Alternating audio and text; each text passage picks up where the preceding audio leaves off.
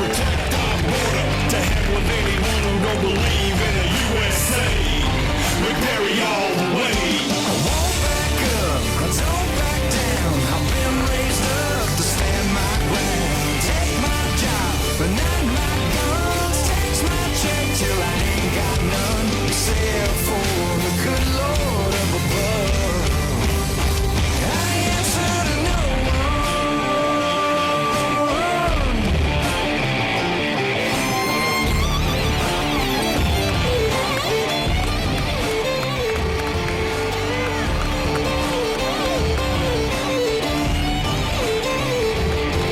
Give me my right to vote, my right to tote the weapon of my choice. Don't censor my voice. Hate me if you won't, or love me if you can. If the truth is what you want, then you found your man.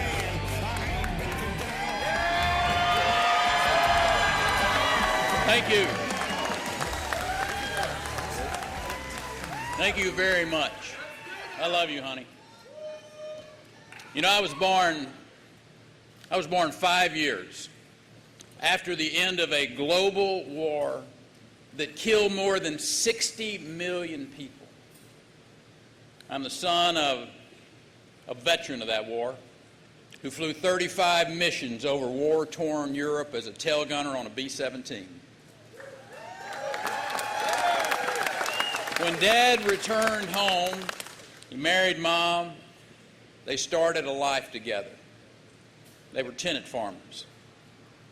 They were raised during a time of great hardship and had little expectation beyond living in peace, putting a roof over our heads and putting food on our table.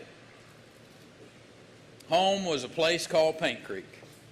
Too small to be called a town, but it was the center of my universe. For years we had an outhouse. Mom bathed us on the back porch in a number 2 wash tub. She also hand sewed my clothes till I went off to college. I attended Paint Creek Rural School, grades 1 through 12, played 6-man football, was a member of the Boy Scout Troop 48, became an Eagle Scout. I went off to Texas A&M, where I was a member of the Corps Cadets. I got my degree in animal science. I was proud to wear the uniform of our country as an Air Force officer and aircraft commander.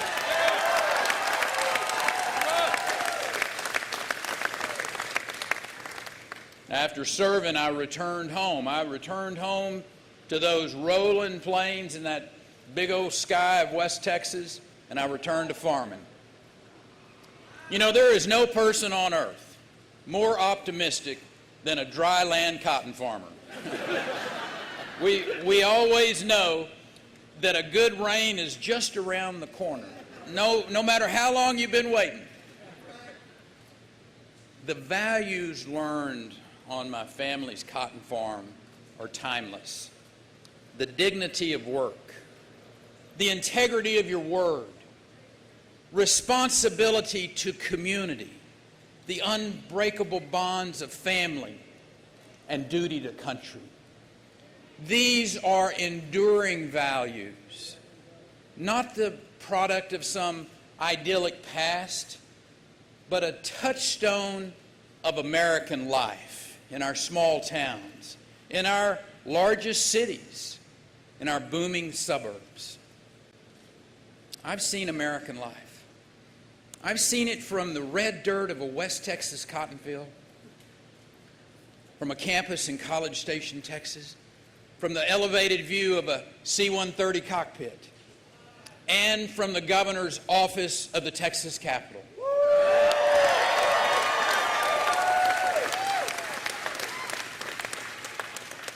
See, I had the great privilege to serve a rural community in the Texas legislature, and I led the world's 12th largest economy.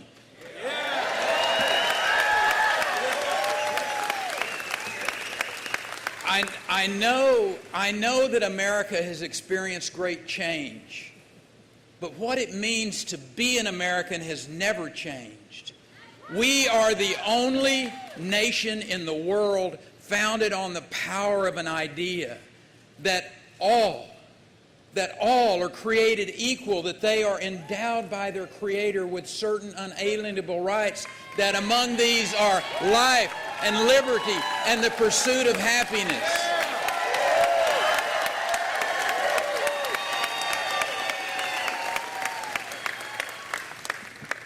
Our rights come from God, not from government.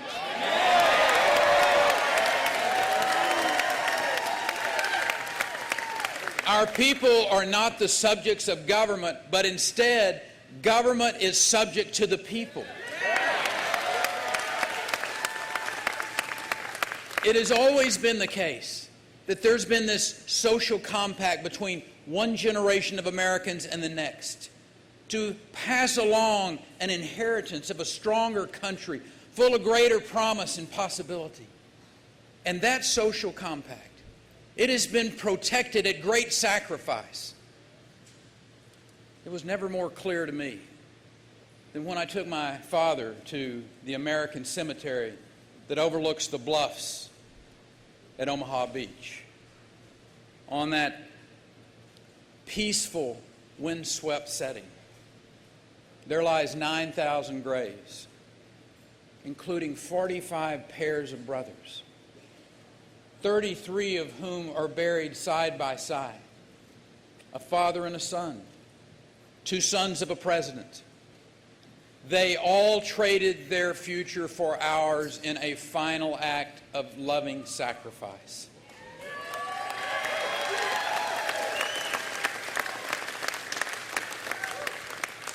In that American cemetery, it is no accident that each headstone faces west. West over the Atlantic, towards the nation they defended, the nation they loved, the nation they would never come home to.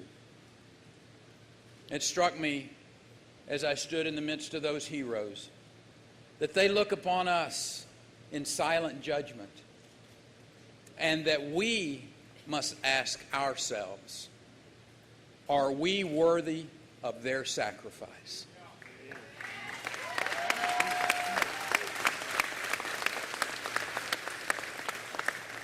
The truth is, we're at the end of an era of failed leadership.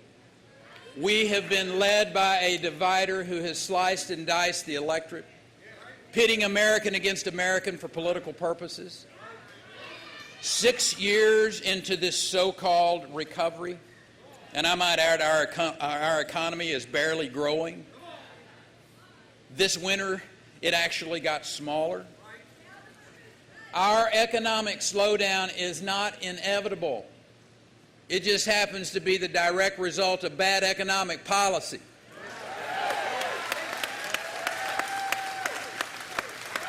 The President's tax and regulatory policies have slammed the door shut of opportunity for the average American who's trying to climb the economic ladder, resigning the middle class to stagnant wages, to personal debt, to deferred dreams.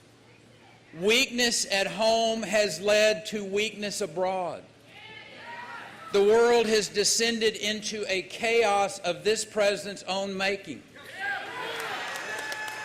While his White House loyalists, they construct an alternative universe where ISIS is contained, that Ramadi is merely a setback, where the nature of the enemy can't be acknowledged for fear of causing offense, where the world's largest state sponsor of terrorism, the Islamic Republic of Iran, can be trusted to live up to a nuclear agreement.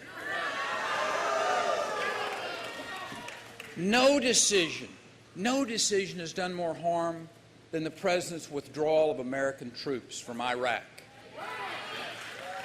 Let no one be mistaken. Leaders of both parties have made grave mistakes in Iraq.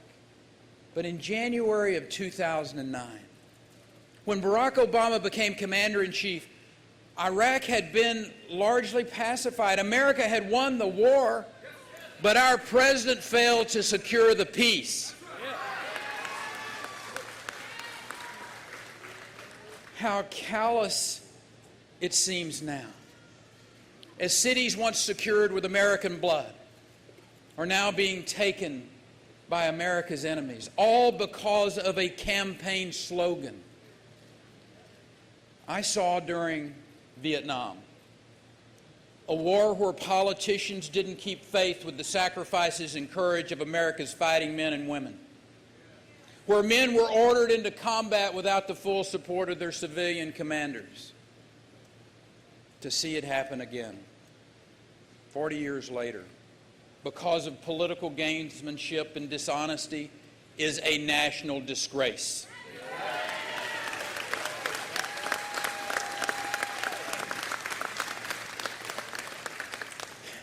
But, my friends, we are a resilient country. You think about who we are. We've been through a civil war. We've been through 2 world wars. We've been through a Great Depression. We even made it through Jimmy Carter. We will make it through the Obama years. We will do this.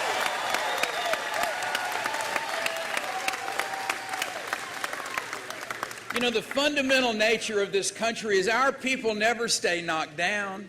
We get back up. We dust ourselves off. We move forward. And you know what? We will do it again.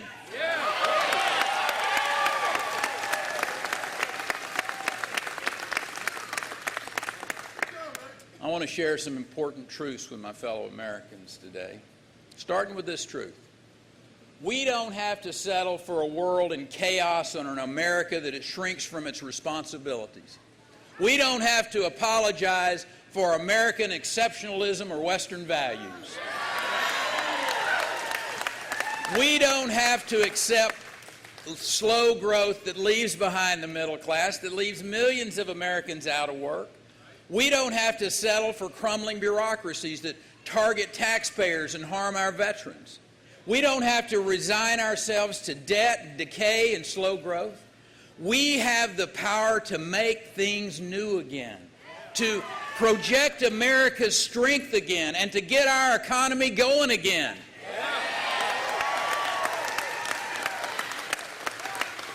And that is exactly why today I am running for the presidency of the United States of America.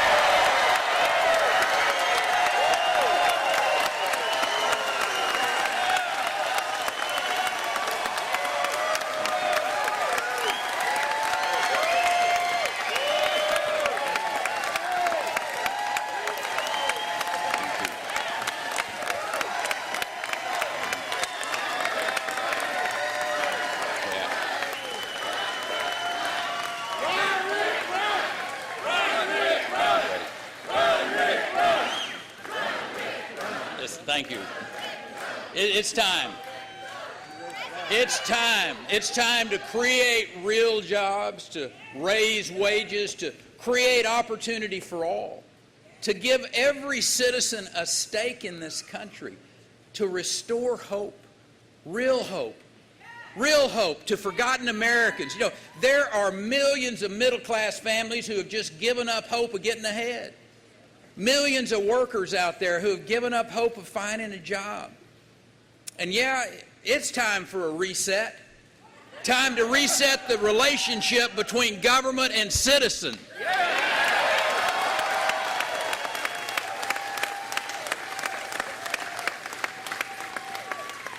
You think of the arrogance of Washington, D.C., representing itself as some beacon of wisdom, with policies that are smothering this vast land with no regard to what makes each state and community unique.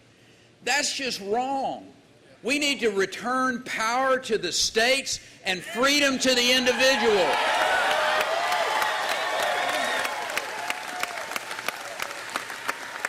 Today, our citizens and entrepreneurs are burdened by overregulation and this unspeakable debt. And debt's not just this physical nightmare, it's a moral failure. Now, I want to speak to the millennials just a moment. This massive debt, it's passed on from our generation to yours. This is breaking of a social compact. And you deserve better. And I'm going to offer a responsible plan to fix the entitlement system and to stop this theft from your generation.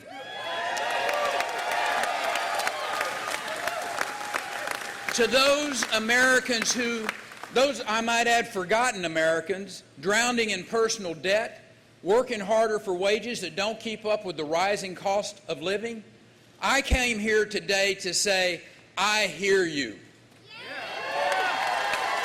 I know you face rising health care costs, rising child care costs, skyrocketing tuition costs, mounting student loan debt.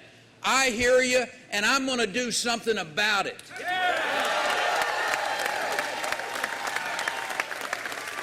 To the 1 in 5 children in families who are on food stamps, to the 1 in 7 Americans living in poverty, to the 1 in 10 workers who are unemployed, underemployed, or just giving up hope of finding a job, I hear you. You are not forgotten.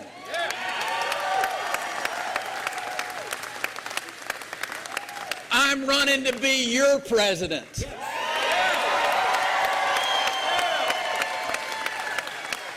For small businesses on Main Street, those that are struggling to just get by, that are smothered by regulation, they're targeted by Dodd-Frank, I hear you.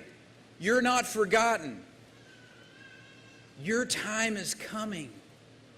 The American people, they see this rigged game where the insiders get rich, the middle class pays the tab.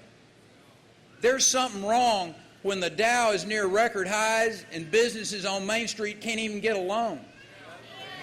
Since when did capitalism involve the elimination of risk for the biggest banks while regulations strangle our community banks?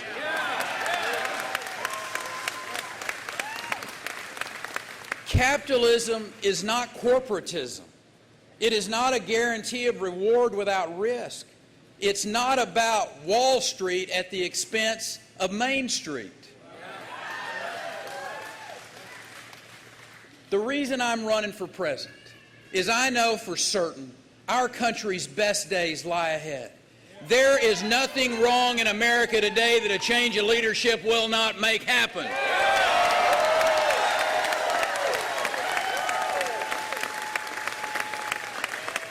We're just a few good decisions away from unleashing economic growth and reviving the American dream.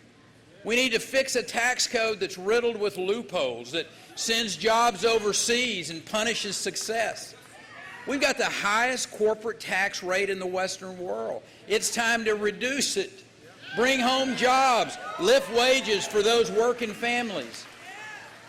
You realize by the time this administration has finished with its experiment in big government, they will have added almost 600,000 pages of new regulations to the National Register, the Federal Register. On my first day in office, I will issue an immediate freeze on pending regulations from the Obama administration.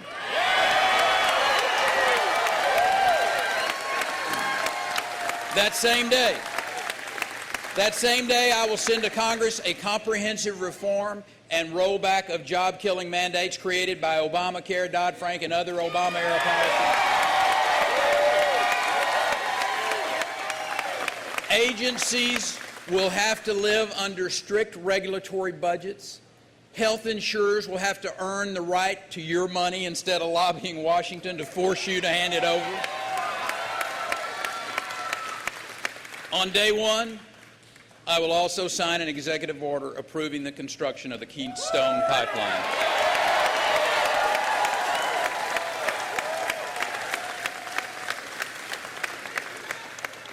Energy is vital to our economy, and I might add to our national security. On day one, I will sign an executive order authorizing the export of American natural gas and oil, freeing our European allies from the dependence of Russia's energy supplies. Vladimir Putin uses energy to hold our allies hostage. So here's our message. If energy is going to be used as a weapon, America will have the largest arsenal.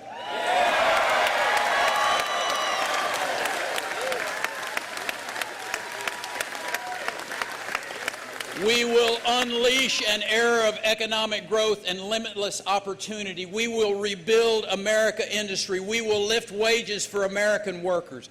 It can be done because it has been done in Texas.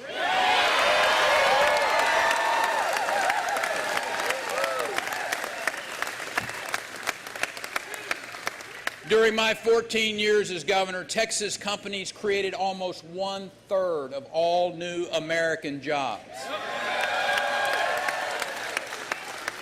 In the last 7 years of my tenure, Texas created 1.5 million new jobs. As a matter of fact, without Texas, America would have lost 400,000 jobs. We were the engine of growth because we had a simple formula. You control taxes and spending, you implement smart regulations, you invest in an educated workforce, and you stop frivolous lawsuits.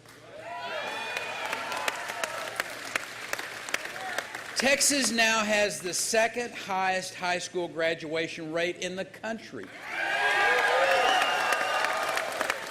And it has the highest graduation rate for African American and Hispanic students.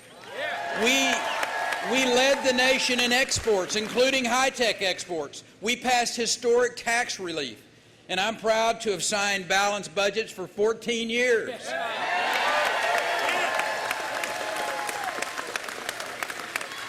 We not only created opportunity, we stood for law and order. When there was a crisis at our border last year, and the President refused my invitation to see that challenge that we faced, I told him, Mr. President, if you do not secure this border, Texas will.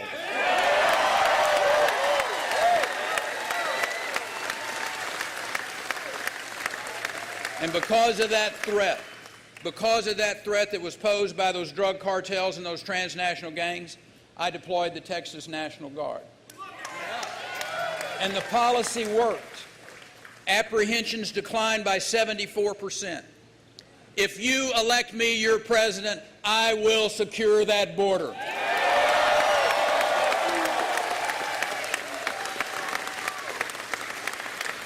Homeland security begins with border security. The most basic compact between a president and the people is to keep the country safe.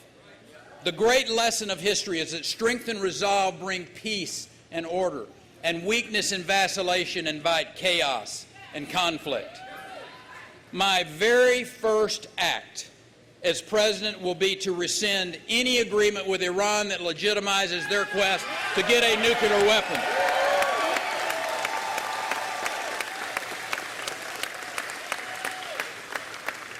Now's the time.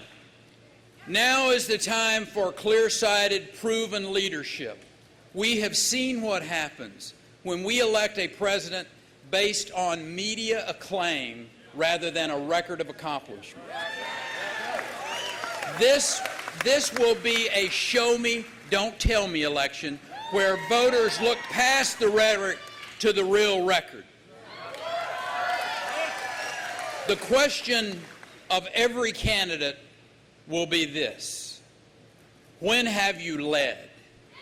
Leadership is not a speech on the Senate floor. It's not what you say, it is what you have done.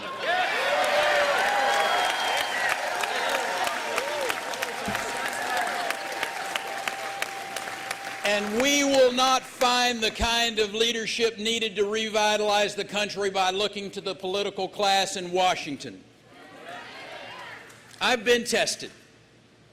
I've led the most successful state in America.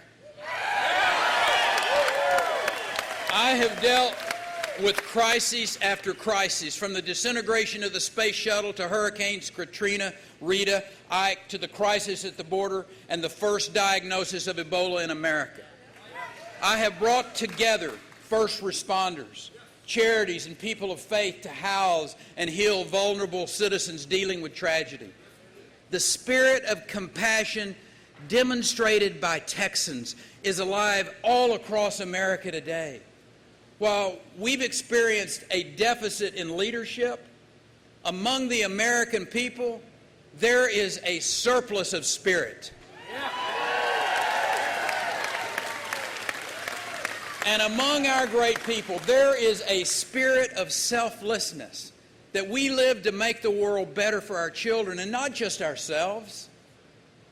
It was said that when King George III asked what General Washington would do upon winning the war, he was told that he would return to his farm and relinquish power. And to that, the monarch replied, if he does that, he will be the greatest man of his age. George Washington lived in the service of a cause greater than self.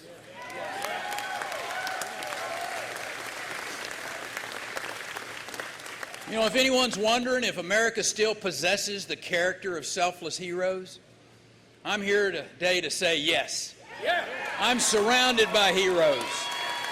They're in all generations. They're in all the different generations, but they're woven together by the same thread of selfless sacrifice. They're heroes like Medal of Honor recipient Mike Thornton, who survived an ambush by enemy forces in Vietnam, made it back to the safety of a water rescue, only to find out his fellow team member had been left behind, presumed dead. But Mike didn't leave. He returned through enemy fire. He retrieved Lieutenant Norris, who was still alive. And then he swam for 2 hours, keeping his wounded teammate afloat until they were rescued.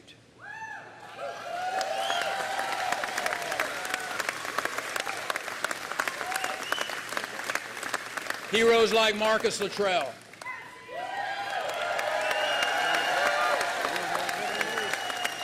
He survived a savage attack on a side of a mountain in Afghanistan, losing his 3 teammates. And I might add 16 fellow warriors were shot down trying to rescue him. He is not just the lone survivor to Anita and me. He is a second son.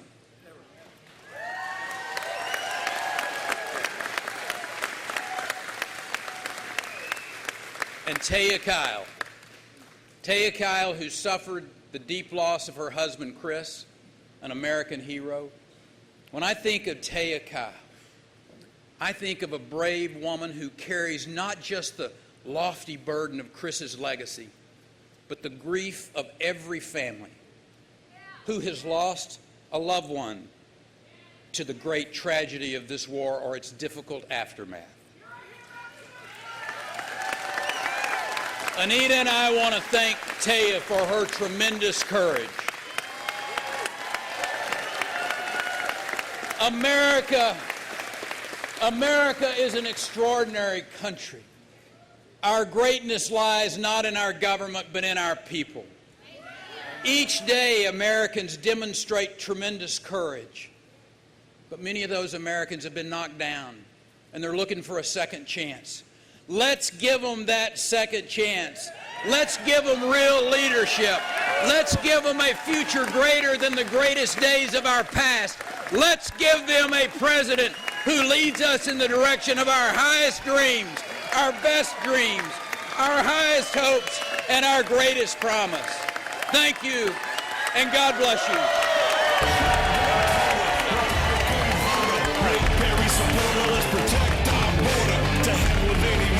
Believe in the USA. Rick Perry, y'all.